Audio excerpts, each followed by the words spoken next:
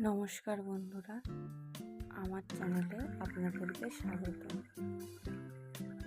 আজকে আমি করব ঘরোয়া স্টাইলে মাছের ঝোল। তার জন্য কড়াইতে তেল দিয়ে নুন হলুদ মাখিয়ে রাখা মাছগুলো ভেজে নেব।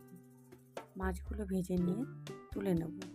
তারপর তার মধ্যে দিয়ে দেবো কেটে রাখা আলু ও বেগুনগুলো লাল লাল করে ভেজে নেব।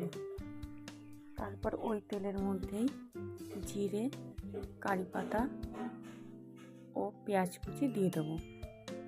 পেঁয়াজ কুচি দিয়ে সামান্য নাড়িয়ে তার মধ্যে কাঁচা লঙ্কা দিয়ে দেবো। কাঁচা লঙ্কা, লবণ, হলুদ,